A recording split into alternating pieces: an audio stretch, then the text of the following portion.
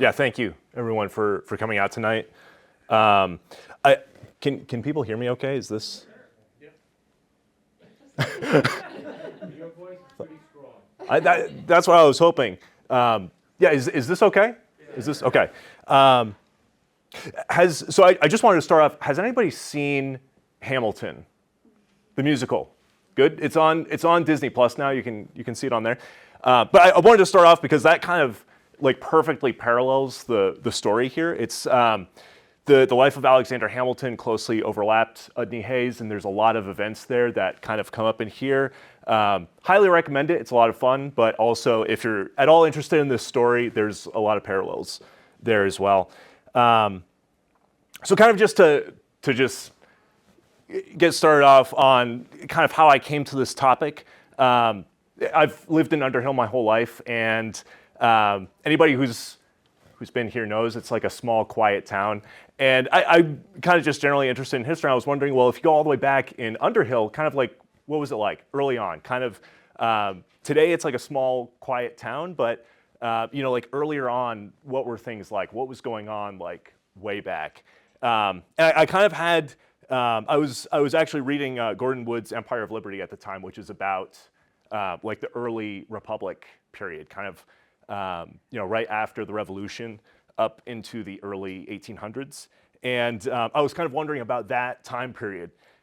So there's like all the prominent figures at the time. And I was wondering, basically, did people in Underhill have access to news to like know what was going on at that time? Did they, like, were they aware of what was happening like in politics or like the prominent figures at the time? Did they know kind of generally what was going on either in the country or abroad, right? So the French Revolution was also kind of like a big thing happening during this time period. And I was wondering, like, did people in Underhill like know about that stuff happening abroad? Were they aware of kind of like what was going on around the world? And then lastly, I was wondering, did people in Underhill wear fancy pants? You know, the kind that I'm talking about, like breeches, like, like what did they look like? What did people look like? What clothes did they wear? Kind of like what was kind of, just to get a sense of like what things were like at that time in the town, kind of a general sense of the people and the times. And so that investigation generally brought me to Udney Hay, which answers a lot of these questions. So there's very little information about his early life. There's indications that he was born in Scotland. That's referenced later in his life, but where is kind of vague. There's a note in kind of some old historical society notes that it was Bellevue in Scotland, which is this small town up in the northeast, very tiny town. So it sounds like somebody kind of traced back and found some, like the parish records there. And they believe that was where he was from, the son of James Hay. The mother was not recorded in those parish records.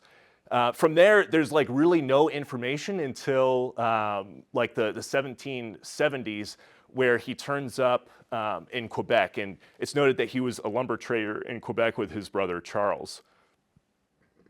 So in December of 1775, Udney Hay and Charles Hay, Scottish brothers living in Canada, left Quebec City on the approach of General Richard Montgomery. Charles Hay returned in 1776, but his brother Udney first joined Moses Hazen's 2nd Canadian Regiment in the American Army. So that's from the founders' archives. But that's like really like the earliest information that we have is that he had joined this regiment during the Revolution early on. This is the earliest record that I've found for Udney Hay, earliest primary source referencing him. So this is from John Stark's Orderly Book of 1776. This is in the New Hampshire Historical Society. And it mentions Captain Udney Hay of Colonel Hazen's regiment is, at the request of Colonel Campbell, is appointed Assistant Deputy Quartermaster General and is to be considered as such. So this is the earliest record that I've been able to find that's referencing him. So that's at Crown Point in 1776, about a year into the Revolution. And I think it's noteworthy that this is pretty high ranking for that early on. Like, he was moving his way up in the ranks pretty quickly. And as Quartermaster General, he was responsible for procuring supplies for the Army, which was a very difficult job. The Army was always short on supplies, and it was his responsibility to take care of that. So just to get a sense of kind of what he was working on. Throughout the war, there's a lot of correspondence that's mentioning Udney Hay, but for the purpose of this presentation, I've just pulled like a few examples here and there that I thought were particularly interesting. But if you are interested, there's a lot more out there to look at, which is very interesting to dig into. So here's just a letter from Philip Schuyler, 7th of July, 1777.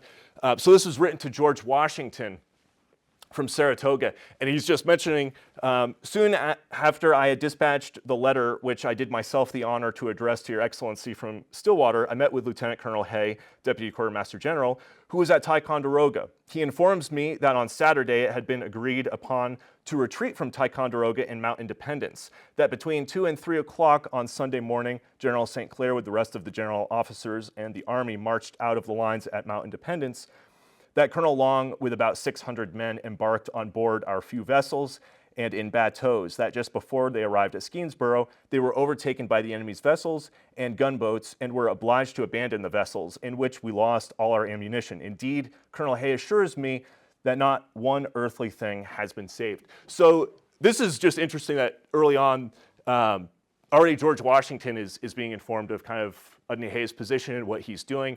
Again, this is 1777, and very prominent officers are referencing Udney Hay and his activities early on in the war. So this is a letter from George Washington to Henry Lawrence, who was the president of the Continental Congress at the time. So this is January 1st. And he mentions here, several of the officers from the northward spoke of the uncommon activity and exertions of Colonel Hay, Deputy Quartermaster General in that department. Hearing him so well spoken of, I inquired very particularly of most of those who had served there uncommon difficulty. Who had served there the last campaign, and of General Sullivan and Wayne, who had served in that country the two preceding ones in times of uncommon difficulty. They confirmed the favorable report of the others and went so far as to say that without disparagement to any other gentleman, they thought him the best qualified of any man upon the continent for the office in question, Quartermaster General for the Army. Upon this universal concurrence of all parties, I think I may venture to recommend Colonel Hay to the consideration of Congress, and if upon further inquiry they should find him answer to the high character which he bears, I hope no time may be lost in appointing him, provided some other has not already been the object of their choice. I will just add that Colonel Hay's pretensions and right of seniority entitle him to notice. So George Washington is saying he's a high-ranking officer, and everyone tells me he's the best guy for this job. There is a note from Henry Lawrence to someone else referring to this letter, and they're saying that they don't like George Washington telling them who to hire for the job. The idea was that the Continental Congress was supposed to be in charge of that, and George Washington should kind of stay out of that for this particular appointment. And it mentions that there was someone else that George Washington had recommended that they were a little bit skeptical of. But I think that this, coming from George Washington, he was speaking sincerely in recommending Udney Hay himself. It was kind of just politics involved, and ultimately the job went to Nathaniel Greene as Quartermaster General of the Army. And Udney Hay works closely with him throughout the war.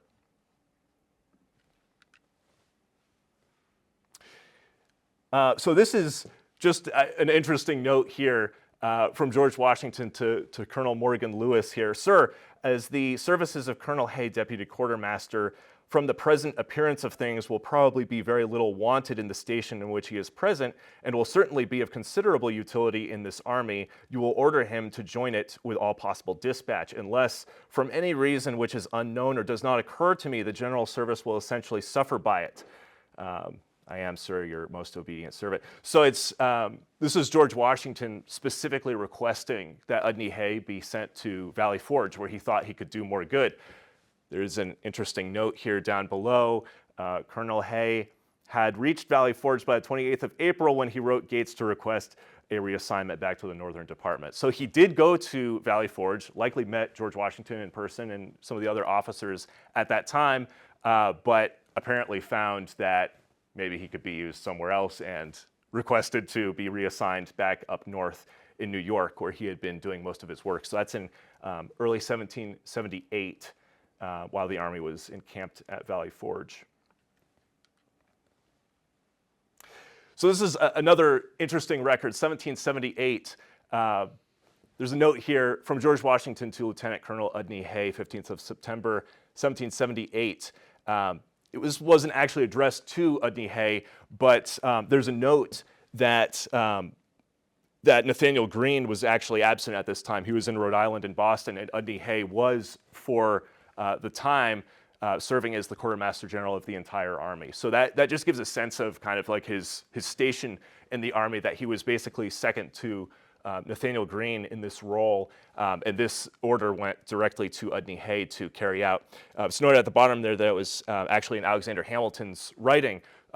So Alexander Hamilton and some others had done the actual writing for many of these orders that were coming from Washington, but it gives you a sense of kind of like who was familiar with Udney Hay at the time.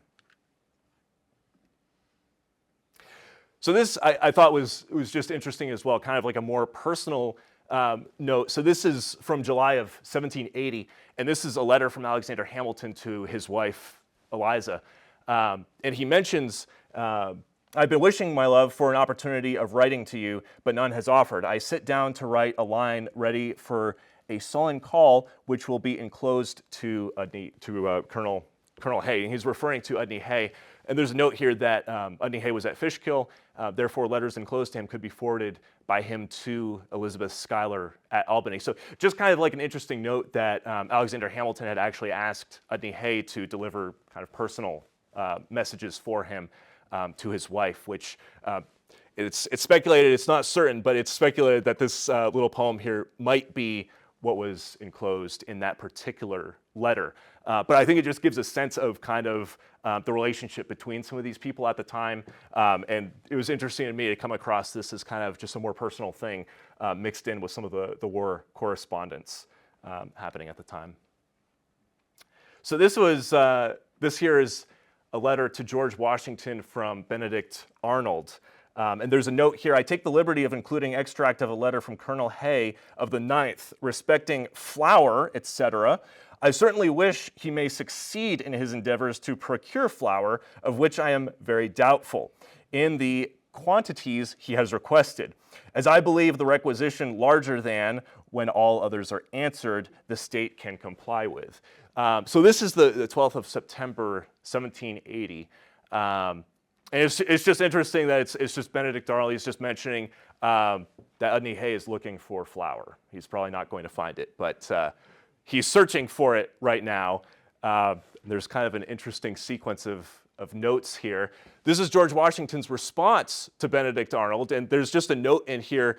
I hope Colonel Hay's plans for obtaining a supply of flour from the state of New York and his application to the people of the grants. That's important. His application to the people of the grants, right? So he's referring to Vermont there, the New Hampshire grants at the time.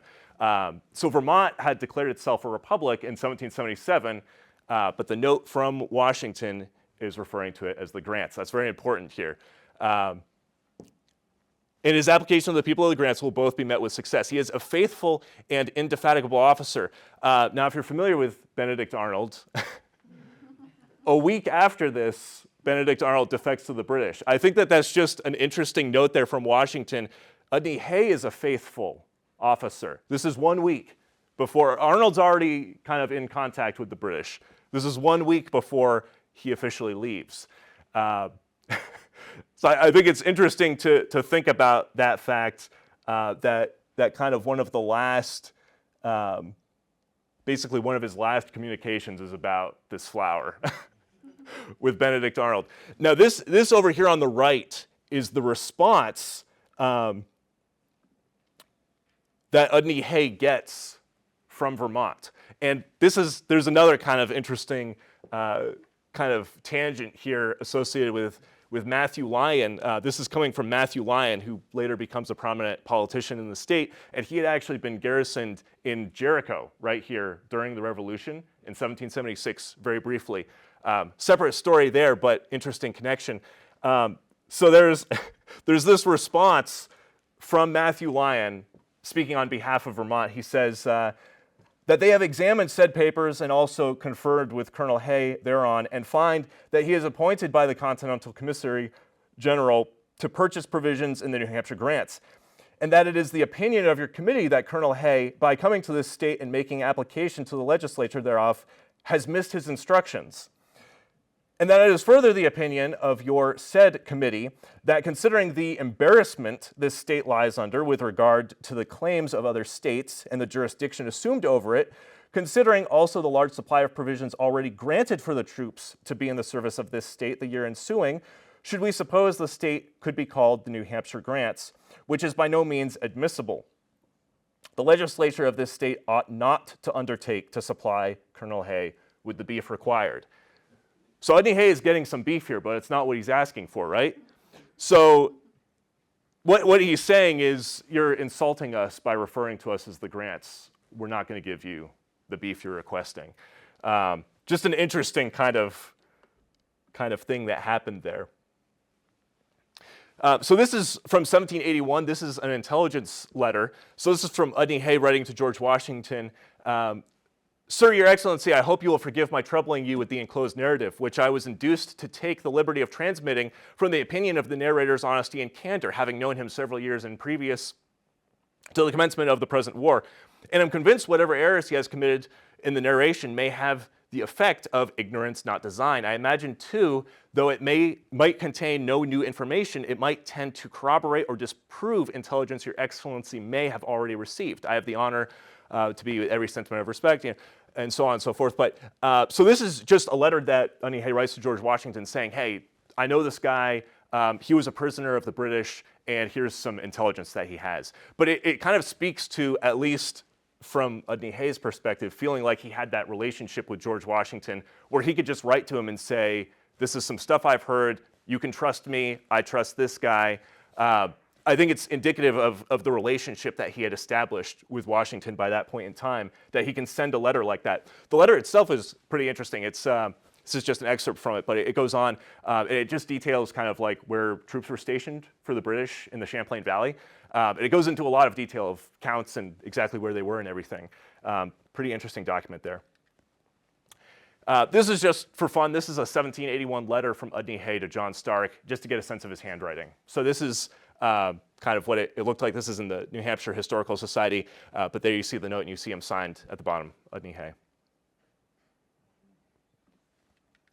So late and post-war, Udney Hay becomes a land agent in New York, and he has business associations with the Allen brothers and Melancton Smith. So he lived at the Clinton House in Poughkeepsie, New York from 1780 to 1786. This is the Clinton House right here. You can visit it today. It's owned by the Park Service or something like that in New York, and people can visit that. So it's an interesting site there that's been preserved. And when the house burned in 1783, George Washington offered Army engineers to rebuild. Again, another kind of indication of the sort of relationship that they had. Udney Hay actually mentions that later in life, a couple decades later, he mentions that had happened kind of as an indication of the sort of relationship that he had with Washington, that kind of support was offered to him. So yeah, this is just the note that's granting permission for the assistance in rebuilding after that fire. And this is kind of just another example here of Udney Hay writing to George Washington, 1784. Again, this is kind of just a personal note. This is after the war's over. But he's writing to George Washington to say, hey, my brother has been a prisoner of the British. Could you help in getting him out? And basically there's these claims here of why he was held prisoner, that he was suspected of corresponding with the rebels by message or otherwise, that he was formerly connected in trade with a brother who was now in high office with the rebels, which is true, that he was known to be an errant rebel at his heart. In his heart, he was a rebel. So this is, again, 1784, and George Washington does reply back to him. He says, the interruption of the post by the frost will occasion a delay of this answer, which otherwise would have been avoided. Not being able to decipher the name of the merchant in London, to whose care you desired my letter to your brother might be addressed, I send the enclosed certificate for him. undercover to you. And he mentions, again, just kind of a personal note, thank you for your kind and friendly wishes, and with Mrs. Washington's compliments to Mrs. Hay and yourself, a return of friendly sentiments. So that Udney Hay seems to have felt that he had that relationship with George Washington. After the war, writing him personal letters, that's from Mount Vernon, that Washington is sending that. Melancthon Smith and the Anti-Federalists. So we just mentioned Melancthon Smith appears to have been business partners with Udney Hay in Poughkeepsie. He was one of the founding member of the New York Manumission Society, 1785, with John Jay, Alexander Hamilton, George Clinton, and others. But during the ratifying convention in the 1780s for the Constitution, he was a very prominent, important figure. So basically, the Constitution was the Constitutional Convention was sort of convened with the understanding that the Articles of Confederation were too weak. At least that's what many, especially officers in the war, had thought, because they saw firsthand kind of the problems of having a weak central government. So especially George Washington, Alexander Hamilton, they wanted a stronger central government, and that was kind of how the Constitution was designed, to strengthen the federal government. The Anti-Federalists were sort of a response to that. Remember, there's the Federalist Papers with James Madison, John Jay, Alexander Hamilton writing under the pseudonym Publius to defend the Constitution. The Anti-Federalists had their own separate Anti-Federalist papers where they wrote why you shouldn't adopt the Constitution or how you should change it. So there were many kind of people in this group. Patrick Henry was sort of the leader. Melancthon Smith was a very prominent Anti-Federalist and may have been the author of pseudonymous essays under the name Brutus and Federal Farmer. George Clinton is another one. We'll see more of him later, possibly writing under the name Cato. So this was kind of 1788 when people are assessing whether they should adopt the Constitution, and the Anti-Federalists are saying we should change it or consider not adopting it. Smith ends up compromising, and he does vote in favor of it. But this is important to understand kind of early on at the time of the Constitution. This is kind of when some of the early factions are forming for the people who want a strong central government and the people who want stronger state governments, a weaker kind of federal government. So just keep that in mind going forward here. 1793, Citizen Genet. This was a very big deal at the time. He's essentially unknown today, but at the time in 1793, this was a very big deal. That remember, this is at the time of the French Revolution. They have a new government. They appoint Edmund Charles Citizen Genet as the minister to the United States. So he arrives in Charleston, South Carolina, April 8th, 1793, as the French minister, seeking aid from the United States. Anybody who's seen Hamilton, Are You Ready for a Cabinet Meeting? Washington issues Proclamation of Neutrality, April 22nd, 1793. That's the government's official stance, neutral. They're not going to support either side in the French Revolution, namely between the British and the French.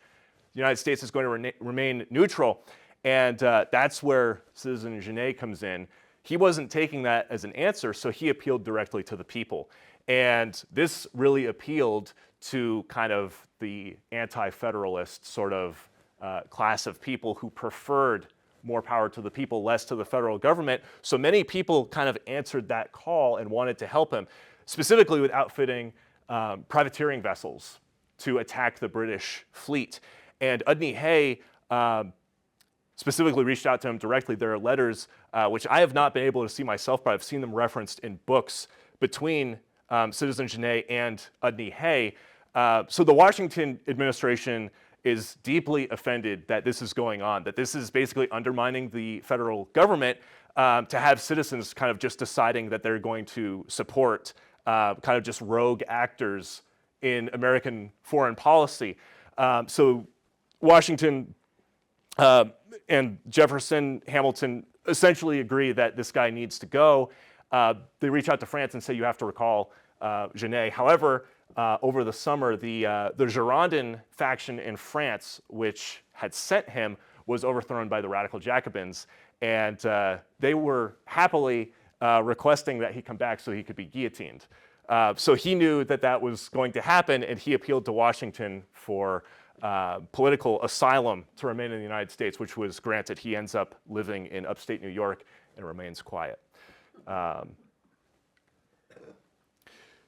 This was the following year. This is kind of an interesting thread of letters here. This is Lord Dorchester's appeal to the Indians of Canada, and basically that's kind of how this incident is known as Lord Dorchester's reply to the Indians is basically how this episode is referenced. But it's at the time there were growing tensions. Remember, the French Revolution is going on. There's the British versus the French, and the British are kind of there's kind of this tension just in general. Kind of what's the United States going to do? Are they going to join the fight either way? And basically, the British were seeking out alliances with the native tribes. And this is a letter from Udney Hay to George Clinton in New York, the governor of New York. This is 1794, and it's noted that this is Burlington. So Udney Hay is obviously in Vermont at this point in time. It's a little bit unclear where he was in the years between the Clinton house and here. He likely spent much of his time in New York City, however, which is referenced later. But this letter is from Burlington, 1794. From your excellency's uninterrupted and, as I believe, unalterable regard for the happiness and welfare of your country, I take the liberty of enclosing a copy of Lord Dorchester's reply to the Indians. I am now certain that an express passed this place with it about the 20th of last month for Mr. Hammond, and equally so that the citizens of Montreal are in general dissatisfied with it and hesitate not to say that it is without any orders from the king. His lordship's uncommon prudence and caution forbids the belief of such a supposition. Should you have seen it previous to this, my intention can be pled as my only excuse for the present unnecessary trouble given to you. So he's saying, I've heard some stuff. I'm sending you what I know. Do with it what you will. So that's again to George Clinton. George Clinton writes to George Washington, and this is shortly after he had received the letter, 20th of March, 1794. Sir, I conceive it to be my duty to communicate for your information the copy of a speech made to me this morning by Colonel Lewis Cook, who with 4 other Indians of the villages of St. Regis is now at this place, and also a copy of a speech of Lord Dorchester to the chiefs of the 7 villages or nations of Lower Canada. The latter I this moment received enclosed in a confidential letter from a gentleman in Vermont. I believe the authenticity of it may be relied on. I am with the highest esteem and respect, your most obedient servant. So this is George Washington's response. He's thanking George Clinton for the letter. He's saying, kind of, this is important information. Appreciate you passing it on. George Washington appears to have potentially already heard rumors of this, but he's saying the information that you've provided confirms in my mind that this is the case and this is a problem that needs to be addressed. This is to George Washington again from George Clinton. This is April 7th, and he mentions here specifically that the letter had come from Colonel Udney Hay, who transmitted me the speech. And he's saying, I trust Udney Hay and that this is true. Side note here, there's just an interesting note here that Colonel Joseph Fay is mentioned down below, who Thomas Jefferson had, if you look through these letters and query these names, Thomas Jefferson had tried to buy maple seeds from him, from Vermont, to start a maple sugaring operation in Virginia. The idea being to make maple syrup in such quantities that they could replace kind of the sugar trade with the Caribbean.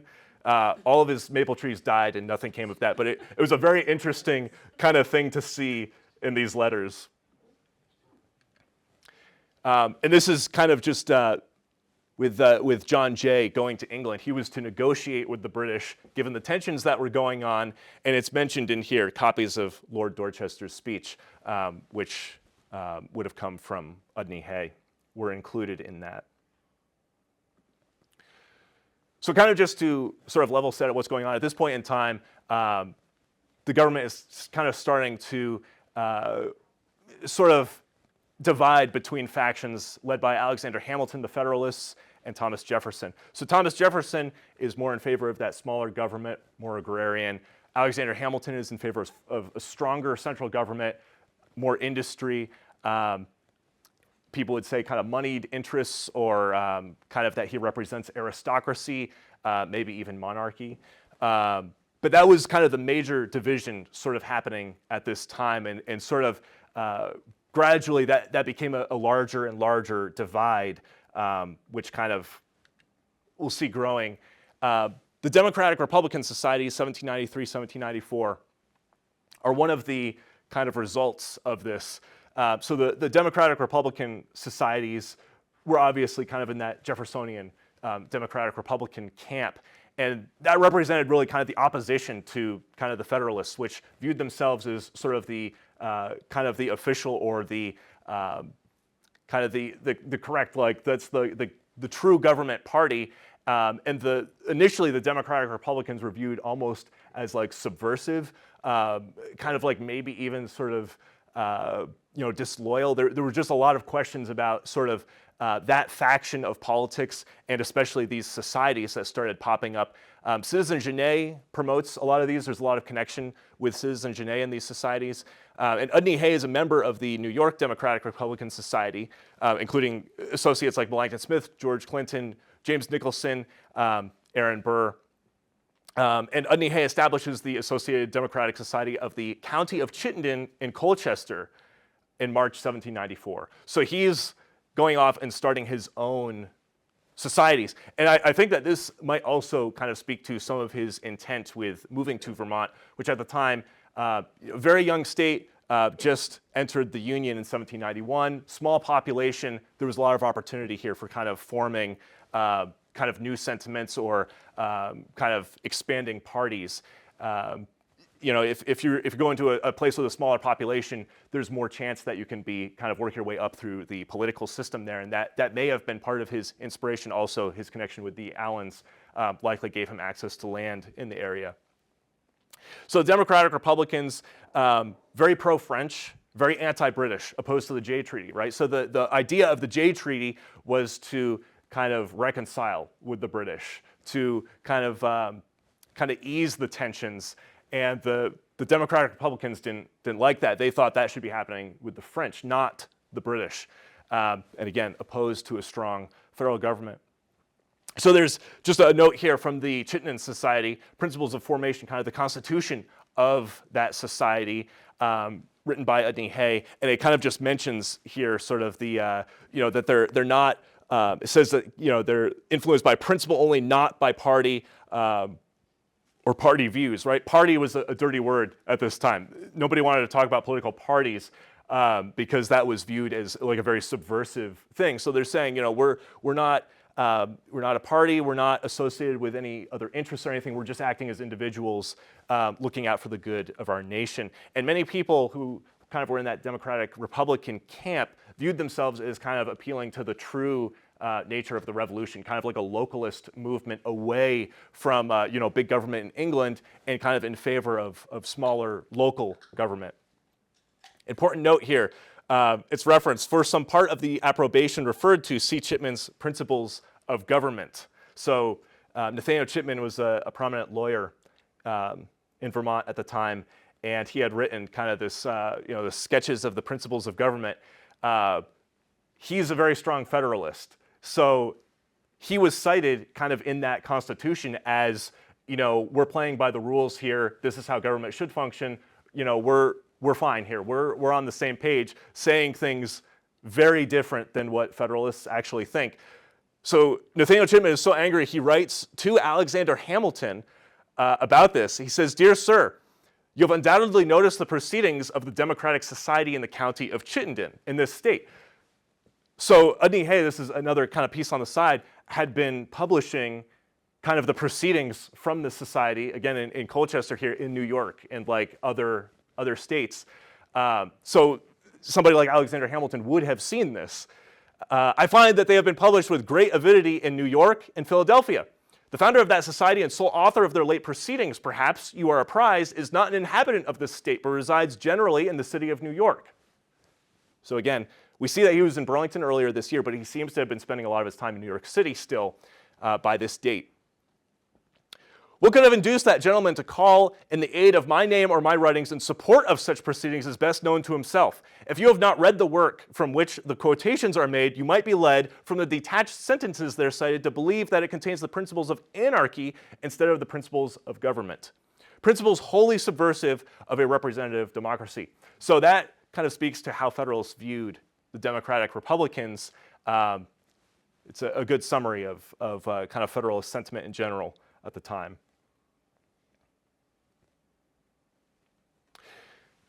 Hamilton and Nicholson duel, 1794. So news had come back of the Jay Treaty, the result of that.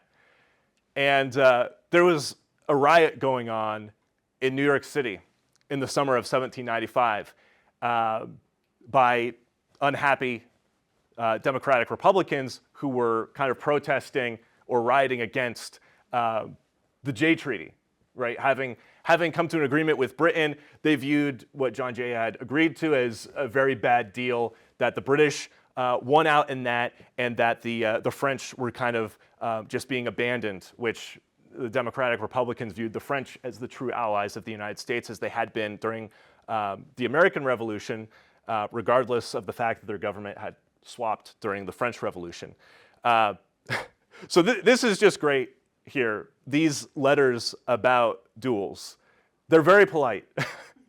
So there's this riot going on. Alexander Hamilton gets into kind of a disagreement with James Nicholson. This is Commodore James Nicholson, who was a very prominent member of the New York Democratic Republican Society. They get into kind of a bout over politics, and there's a challenge to a duel.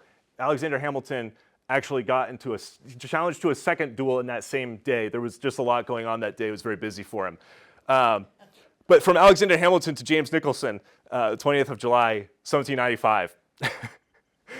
And this is just great. I think you should totally look these up and just read through kind of what these look like. Sir, the unprovoked rudeness and insult which I experienced from you on Saturday leaves me no option but that of a meeting with you, by which they mean a duel.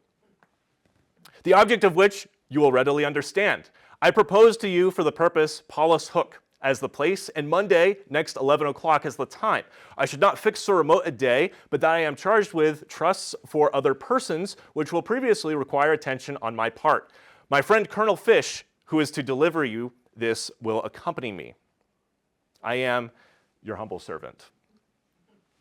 James Nicholson, I had the honor of receiving a note from you a few minutes ago by Colonel Fish relative to an altercation that took place between us on Saturday last. On an occasion of this kind, I shall certainly not decline your invitation. Its peremptory tenor necessarily precludes any discussion on my part of the merits of the controversy. The publicity of the affair and the unusual visit of your friend have, however, unfortunately occasioned an alarm in my family and may produce an inquiry. You will therefore perceive that any situation will be rendered extremely disagreeable unless our interview takes place before that time. I have therefore to entreat that it may not be postponed longer than tomorrow. I am, etc., yours.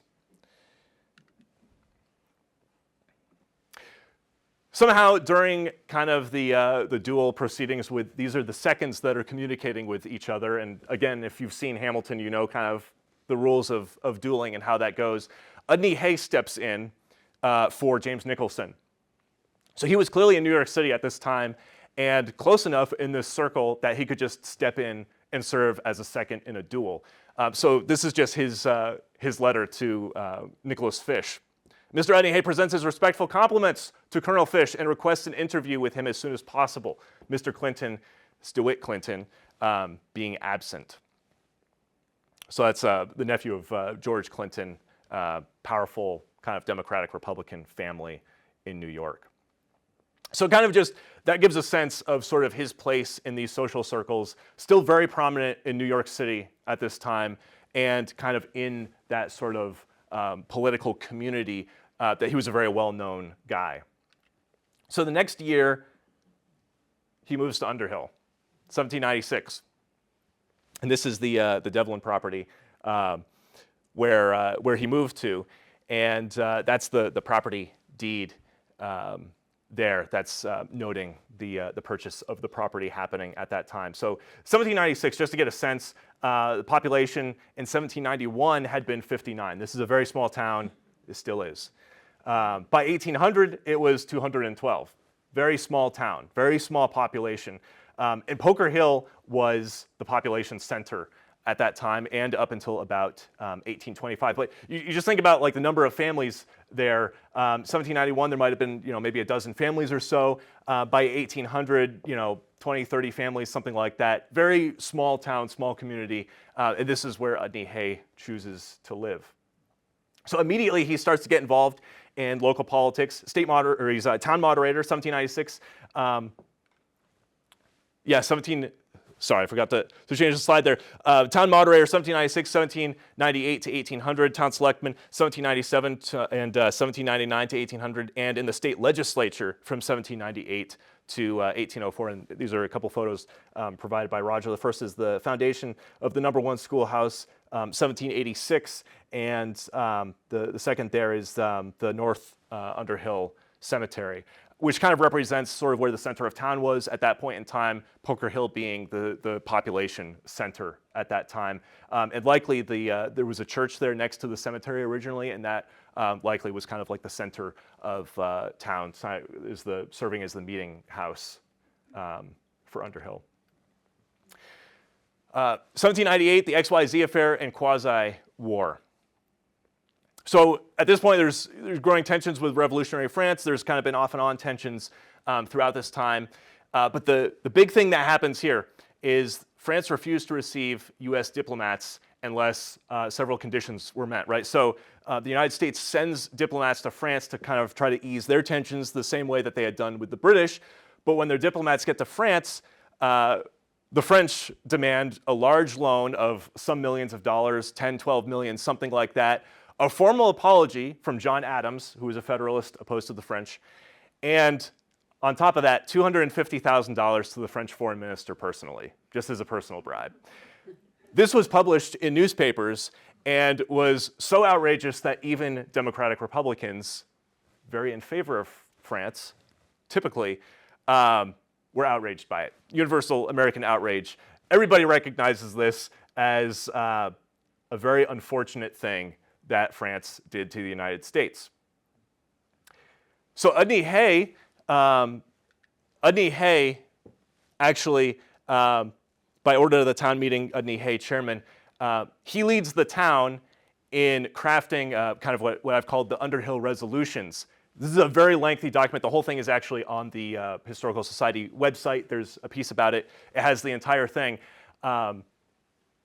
So yeah, it'll give you an additional proof of your impartiality and oblige Udney Hay, that's what the UH is, a number of the inhabitants of Underhill in the state of Vermont, having met together for the purpose of reading with attention and comparing their various sentiments on the late dispatches from our commissioners to the Republic of France.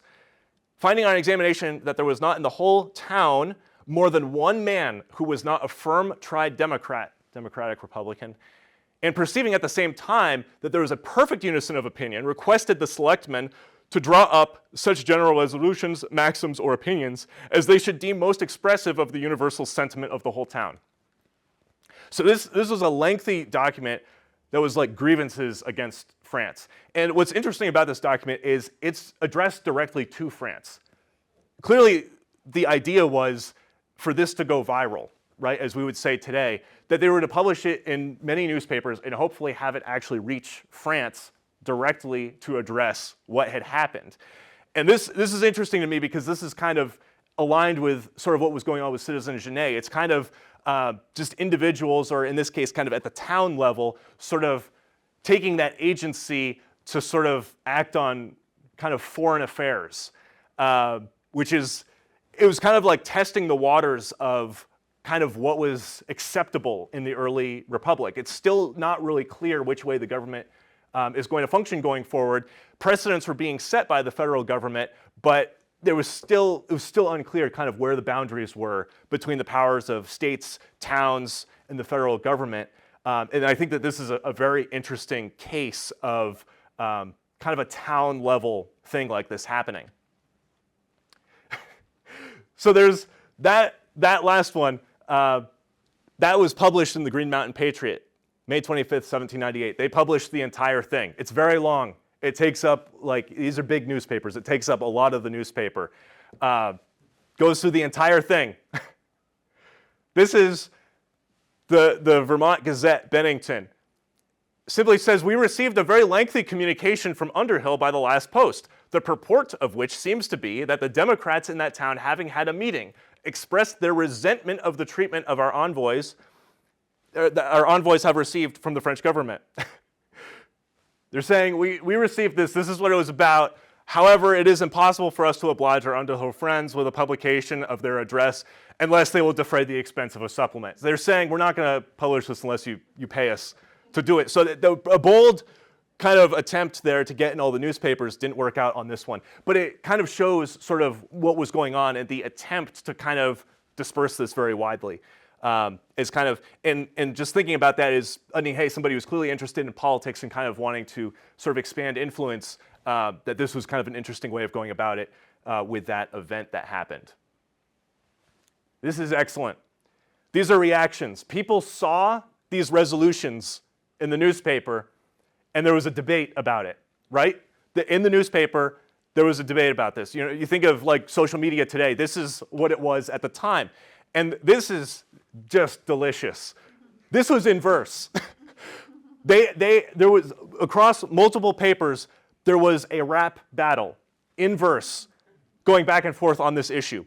So this is in response to Equation, who was in favor kind of the Underhill resolutions, the Democratic-Republican view. This is the response from Juvenis, who was speaking for the Federalist perspective. Believe me, sir, it is a fact, however vile may be the act, not one of all your Gallic tribe did ever refuse a generous bribe. They're referring directly to that bribe. They sell their souls without remorse as jockeys do a crippled horse. The man who gives the greatest price is sure to gain them in a trice. And now, good sir, your flagellation, having received its termination, to Underhill will I be jogging and give those Jacobins a flogging. He's saying that these are the radical Democratic Republicans in Underhill. The newspaper just said we're all Democratic Republicans, and he's saying, I'm going to come and whip you for that. They're so opposed to that kind of sentiment that he's just saying, kind of, again, speaking for the Federalists about that. Our demos in the West of late are much perplexed about affairs of state. They meet, debate, and even pretend the British treaty is not our friend. They're referring to the Jay Treaty there. Say they, it is a cursed thing. 'Twill curb, we fear, our eagle's wing. 'Tis strange indeed, we can't divine it, why Jay and Washington should sign it. They're saying you think that George Washington, the father, would sign this if it was a bad deal. They might have known our dear ally would make us ingrates sing Percavi. I believe that I think it's like a French, it might be a French reference there. The Percavi. Thus say the folks of Underhill, who have in politics much skill, they hold town meetings and debate on weightiest business of the state, kind of mocking the meeting that they had there.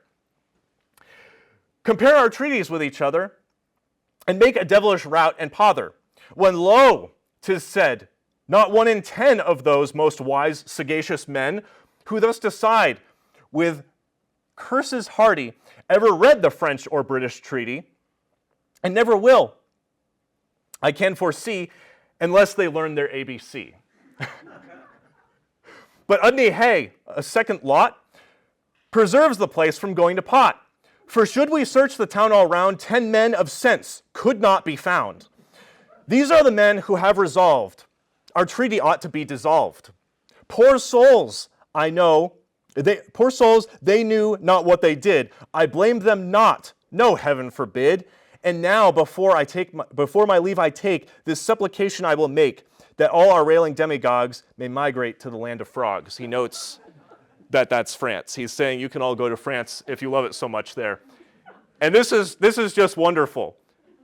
Underhill replies, this is June 1798. The people of Underhill have read Juvenis's feeble attempt to satirize their late resolutions and request him to be assured that they not only most sincerely wish for an amendment of his head and heart, but that pretending to no uncommon degree of political knowledge, common sense convinces them that they ought not to be offended at this impertinence, because it clearly appears to have been the offspring of an unbounded vanity, which nature having made his predominant passion, time and experience alone can cure.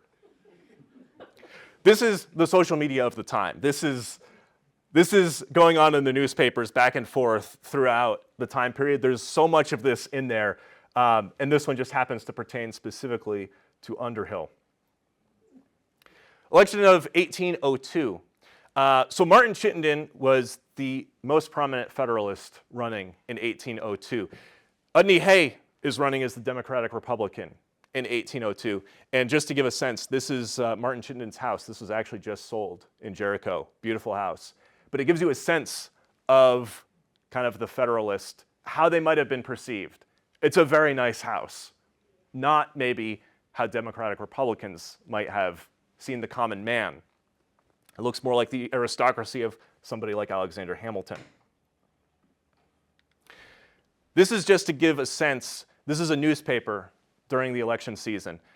And you can see I've highlighted Hay here. These newspapers are 4 pages. The entire front page is all about Udney Hay. And in many of these newspapers, there's like half a page, a whole page, 2 pages dedicated just to talking about Udney Hay. This is like a year of this going on in the newspapers, back and forth every week. Multiple newspapers he's referenced, very prominent in the state. He's like a very, very prominent political figure. Everybody knows about him, what he thinks, and has opinions about him.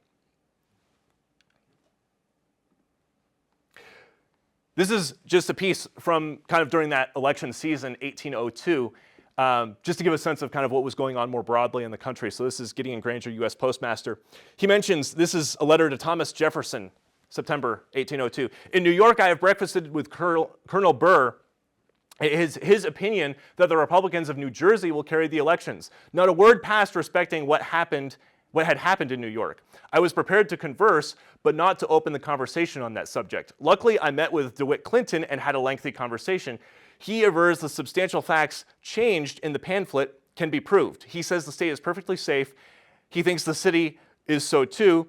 From him, I learned that Udney Hay, he's referring to Udney Hay, felt certain of success in the Vermont election. So broadly across the country, kind of high up figures are aware of kind of what's going on in these state elections, and they're aware this is their man in Vermont, Udney Hay, for the Democratic Republicans. They're thinking he's going to win. This is just kind of a separate piece. This is a letter from to Thomas Jefferson from Albert Gallatin. This is 1802, kind of the same election season, but it just gives a sense of kind of like what Udney Hay was up to. I enclose a letter from Colonel Hay of Vermont, but have informed his friends here that the French would not admit any consul in their West Indian colonies. He's asking a favor. Udney Hay wrote to Albert Gallatin, and it's addressed from Underhill, the 17th of August, 1802. He was asking for his nephew, Alexander Hay, to be appointed as a consul at Martinique. But again, it's similar to kind of some of the Washington correspondence. It suggests that he viewed himself as kind of lofty enough a figure to be able to do this, that he could just kind of write to officials like this, ask Jefferson, ask Albert Gallatin to help out with this kind of thing. And it's noted here that this was endorsed by Thomas Jefferson, Hay Udney, to Mr. Gallatin, and it survives in his records. 1802 election conspiracy. So this is kind of more of what's going on in the newspapers. There was, and this is all in the February 17th, 1803. This is the election of 1802, and this kind of happens frequently. The election didn't get decided immediately. If you didn't have enough of a majority of the vote, then you would have to run another election until you kind of got the right numbers for the candidate to be kind of selected as the new person. But there were several kind of these elections that had to happen because of the results of these. And this is early 1803. So there was this suggestion that Amos Marsh, another Federalist running opposed to Martin Chittenden, actually had an agreement with Udney Hay to split the Federalist vote. They were saying, Colonel Hay, many of the citizens in the Northwestern District have suggested that there is an agreement between you and Amos Marsh relative to the election of a member of Congress.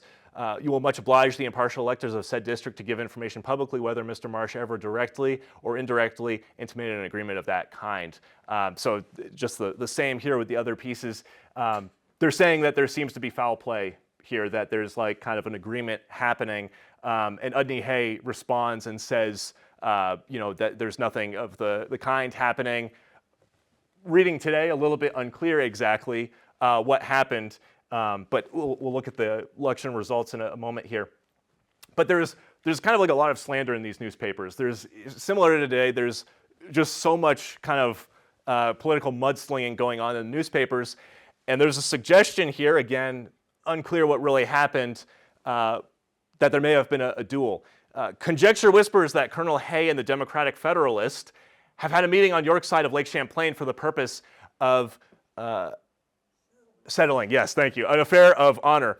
The cause is supposed to be the misrepresentation of the character of the former by the latter in the Vermont Sentinel of the 27th of January.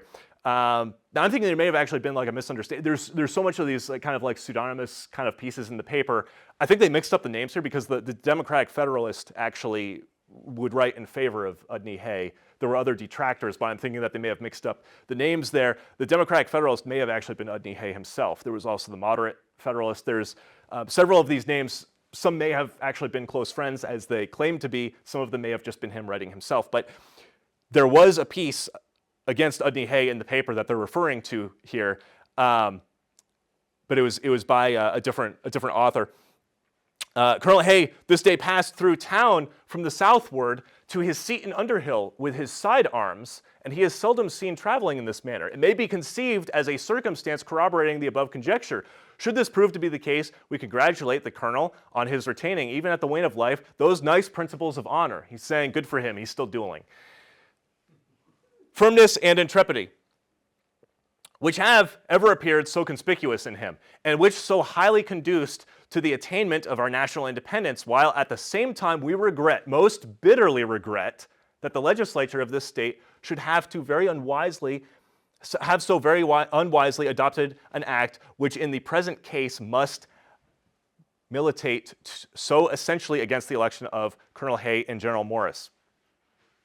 So that's Lewis Morris, a Federalist, and they're saying that this is kind of what the suggested duel was between Lewis Morris and Udney Hay, and they're saying that if there really was a duel that took place for the offenses in the newspaper, that should disqualify both of them from running. There's this other piece over here that says, Mr. Editor, finding the story about Colonel Hay's affair of honor on the York side of Lake Champlain has been strongly suspected by some persons to have been founded on truth and having undoubted assurance that it was that it was only handed to you as a piece of fun arising from the colonel having been seen with a sword lately presented to him as the gift of a dying friend. I request you to publish this, that no part of the free men may any longer be deceived on this head. Now, this is interesting to me because we know that Udney Hay did participate in duels, at least as a second. He was part of kind of this culture of honor. It would be expected that he might do something like this. Unclear what actually happened, but an interesting claim there. This is kind of just something else that I found interesting. I had wondered specifically, this kind of goes back to my original questions, what did people think about Alexander Hamilton or whatever was going on in politics? We've seen now that Udney Hay knew Alexander Hamilton, maybe not closely, but that they were acquaintances, very familiar with each other. This is written by the Democratic Federalist, who I suspect, and people in the newspapers at the time suspected, to be Udney Hay himself. But just kind of an interesting note here, both on the criticism to himself and some of his views. He's mentioning that one of the main criticisms against him is that he's a foreigner. As far as this respects his not being an American, it is literally true, for he was born in Great Britain, Scotland. But they're saying here, would this not be an insult to the ashes of our beloved Washington? He's saying George Washington respected foreigners. Why can't others? And the liberal mind must disdain this ungenerous discrimination where the services of the person commenced at so early a period, and be assured that Mr. Hay has no objection to the whole of his conduct during the Revolution being minutely detailed and most strictly inquired into. This comes up a lot, his Revolution record, his relationship with Washington, his relationship with kind of other prominent figures. And in some of these papers, he kind of describes that, he defends himself, he explains his side of the story. Down here, this is from a different paper, the same author, Democratic Federalist, potentially Udney Hay himself. But let me examine further. Is it against Mr. Hay as a foreigner or as a Republican that your rancor is leveled? And he mentions Alexander Hamilton is also a foreigner. Federalists love the guy. I must here indulge myself with observing that I believe Mr. Hamilton to be a man of the strictest honor.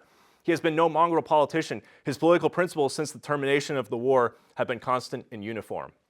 I'm thinking that might have been Udney Hay's sentiment about Alexander Hamilton. But he's saying, we're both foreigners. We can be involved in politics. There's nothing about that should disqualify us or make us less American. We've participated in the war. We've kind of participated in the building of the nation. There should be nothing wrong with us having a say in politics. This was from May 5th. This was just before the last results of the election. This is one of his defenses, kind of responding to the criticisms. So these are, I kind of just cited these are some of the claims that were made against him. Somebody's saying Mr. Hay has declared before respectable gentlemen in this country that he was of opinion that Thomas Paine would be a real service to our country. Thomas Paine, by this point in time, was very disliked because of his support for the French Revolution. He was viewed as a strong radical, a dangerous person. Democratic Republicans were warmer kind of toward him, but even some of them kind of took certain issues with being an atheist or some of his kind of political claims or support of certain things. But here he's saying, people claim that because I've spoken in favor of Thomas Paine, that should disqualify me. Correspondent further says, let Mr. Hay deny if he dare that not being indulged by Mr. Washington with a wish for promotion to office of profit and honor, he has ever since been his secret enemy. That he was an enemy to his administration and that he remains the enemy even of his ashes. The response to this is pretty interesting. He says, he references when his house was burned. He said George Washington reached out and offered help to me for that. And he mentions that there was kind of a funeral procession, kind of a memorial in, I believe Burlington is where he's referring to. And he said that he was appointed kind of to lead that ceremony himself, kind of being identified as sort of the prominent figure in the area with a connection to Washington. Just an interesting remark here. Kind of in his closing to kind of this criticism. Will common sense admit of a belief that any person who is removed but 1 or 2 degrees from idiotism would place himself deliberately in such a despicable situation? But I say no more. I hope a generous public will have the goodness to forgive my saying so much as I already have, on considering that it became absolutely necessary for the preservation of my reputation as an honest man. So he's writing kind of in defense of his honor there. He's signing with his own name there. That's Burlington, May 1803. But just some of these excerpts kind of just get a sense. You get a little bit of a sense of kind of like what he was like in person a little bit. So this is the election results, Vermont number 4 Northwest District. So there were 4 districts at the time. He was running in the District 4 Northwest District. So these are the different ballots here. And you can see where the suspicion might have come from. This is interesting. Both the first ballot, December 13th, 1802, you can see why he was so confident that he was going to win. He has 45% of the vote himself. The Federalist vote is split. Martin Chittenden, Amos Marsh, Daniel Chipman, I believe he was the brother of Nathaniel, who we saw earlier. All these other Federalists, you can see kind of the strength of the Federalists here. There's a lot of Federalist candidates. Udney Hay is the Democratic Republican. Second ballot does even better. He has 49%. Vote still split. Martin Chittenden, Amos Marsh. That was around the time of the claims that there may have been kind of an agreement between them. Third ballot, Amos Marsh drops out. Martin Chittenden wins. 54% of the vote. So this was kind of obviously very disappointing to Udney Hay, but this was kind of like I would say sort of like the culmination of his political career. This kind of election, everything written in the newspapers, he goes into a lot of detail about his beliefs. There's kind of like a lot of back and forth about the politics going on in the state at the time. Reading through these, it gives you a very good sense of kind of what the thinking was at the time in the state. And it tells a lot about kind of his role as a political figure and how broadly known he was in the state at the time. In 1806, a few years later, Hay was elected to the Vermont Council of Censors. And the Council of Censors was sort of tasked with overseeing the state constitution. It was kind of the way that it was set up kind of as a republic in 1777. There was kind of this council that was appointed for managing the Constitution, periodically proposing amendments and making sure that the Constitution was enforced in the state. It was like a very highly regarded body, and he was on that in 1806. And that same year, he dies. He died September 6, 1806 in Burlington. Probate records indicate that he was in debt, likely buried in Burlington. So there's a grave marker in the Underhill Cemetery.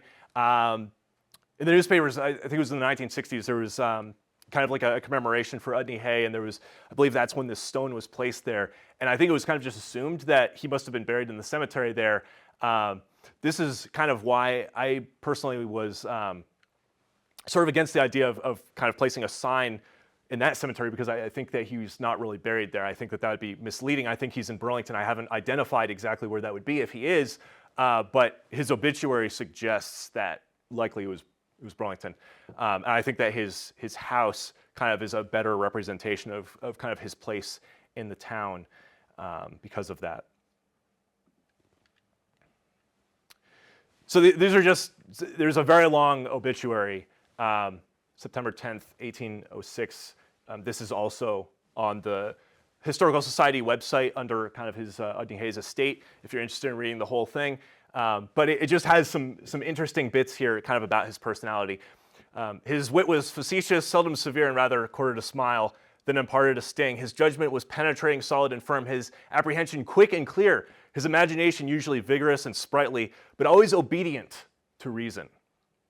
To these were united a generous warmth of friendship and gratitude, which stood fixed at a perpetual summer solstice, and benevolence so active, so expansive, that it beguiled, as it were, every other quality of his heart. It mentions here a little bit about his early life. In early life, Colonel Hay came to America without education, without property or friends. During the Revolutionary War, he soon and long distinguished himself in the department where he was stationed as an active, enterprising, and able officer. And since the establishment of our state, his influence in our public councils for a considerable number of years has been predominant beyond a parallel.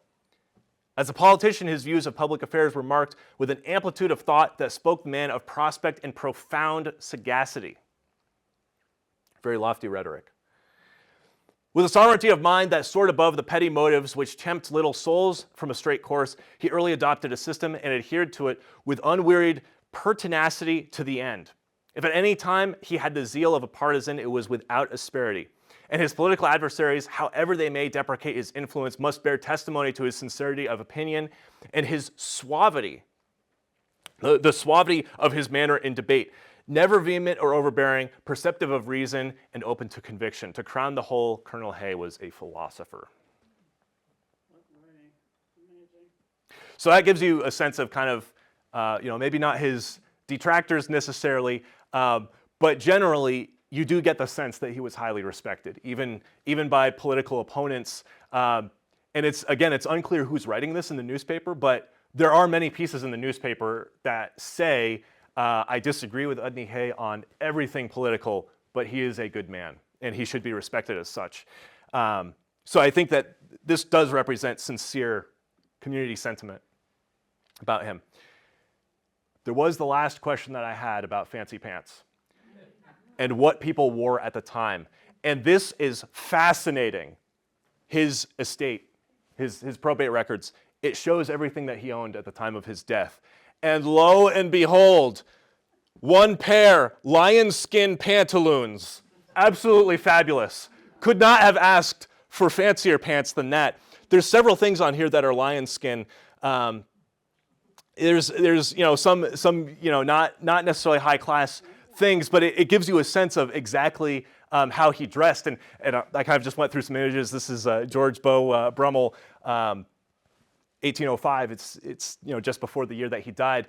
So basically everything that this guy is wearing is listed here. The boots, the pantaloons, the coat.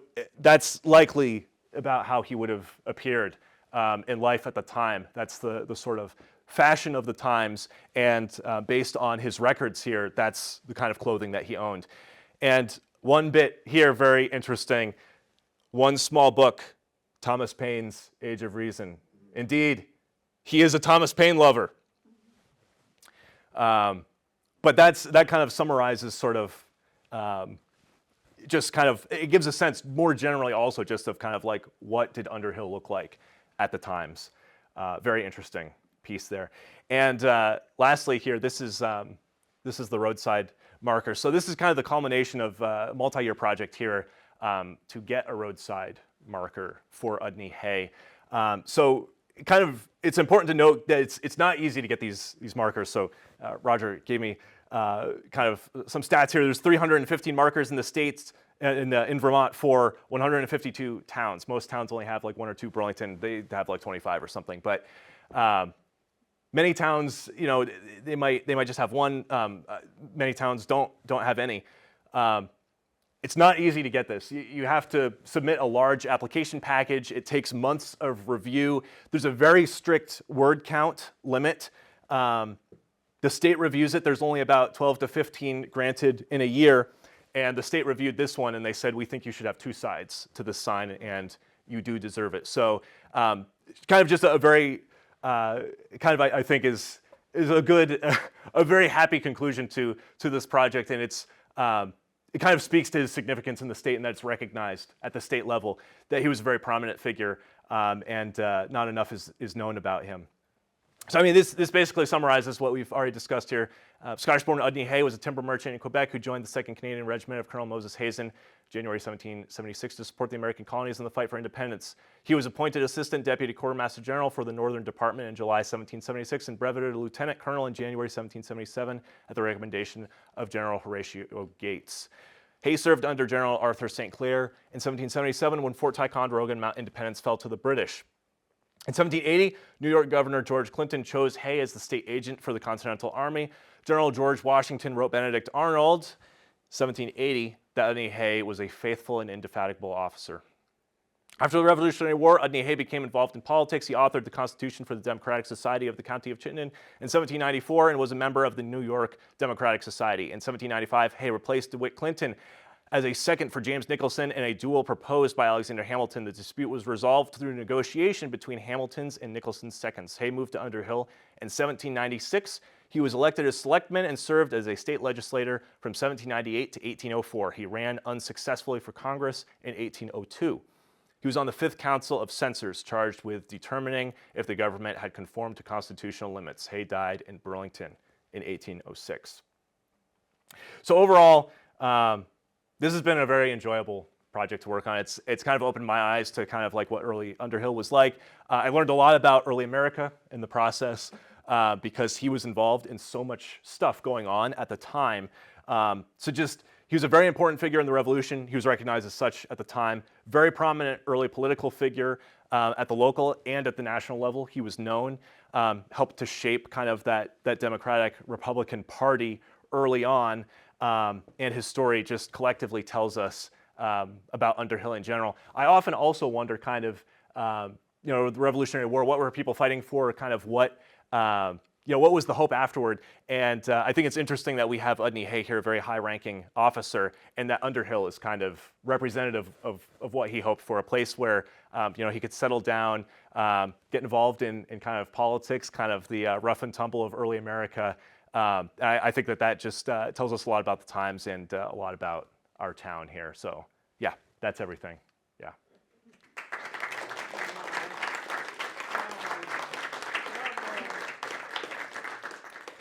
Yeah, questions. Yeah. Wife, children, descendants in Underhill? Right. So he was married. He did have children. Yeah, I don't know too much about his family. He appears to have been divorced around 1792, it appears. Yeah, I haven't found a whole lot on that. But yeah, that's another good point here is in terms of this story, this is kind of just scratching the surface of kind of like what's accessible information online. I've seen archives referencing other things I didn't have the opportunity to look at, but there's definitely a lot more that could be investigated here. And yeah, some of the family and descendants and everything.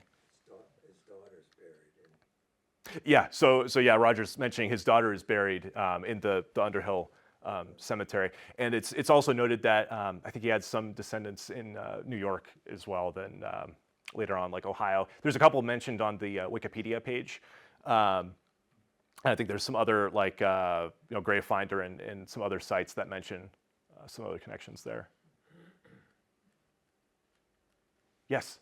And the list of his belongings when he died, where you noted the pantaloons and so forth. Yes. Did it also mention his property, his home? Yes. Oh, I did. Yeah, that was just a small selection. The whole thing is on the website. Yeah, the whole thing his estate is on the Historical Society website. And I honestly haven't digested all the details in there. There's a lot there. But yes, it does go into that. I thought I'd be curious how much the land was worth. Yeah. So it lists off all those details, debts owed, which also even gives you a sense of like kind of like what he was kind of doing around the time. Yeah, there's a lot in there. Yes. When you mentioned the seconds for the duels, were the seconds intended to actually shoot in some, or just to negotiate for the primaries? Right, they were the negotiators, exactly. So they might get your pistols ready. If you're using like dueling pistols, they'll help kind of facilitate sort of the time and the place, the meeting, get all the details sorted out. They might help you if you get shot. But yes, the primary purpose is resolving without doing the duel. And it's kind of seen as like a failure of the negotiators if you actually result in the duel. Typically, they're resolved without getting to that point, which is what happened here. But yes, that is the role of the second. Yes? Was there anything particular that precipitated his ending up in Underhill as opposed to just somewhere else around Vermont? Right. So I think it may have had to do with like his association with the Allens and that he was like doing land transactions. I think it's likely that he may have just ended up with like a large parcel in Underhill and just kind of decided to use that. He seemed to be having some money issues. He appears to have lost the Clinton house there in New York for debt, and he may have been limited in options potentially by that point in time, and he may have kind of had to kind of take what he could get, and that may have just come up in some of his land dealings. But I do think that there was some intention in specifically moving to Vermont, kind of for the kind of political reasons, most likely.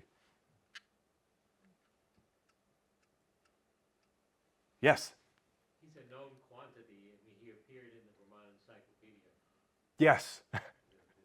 Yes. Not known enough, I think, though. But yes, you're right. He is out there in certain places.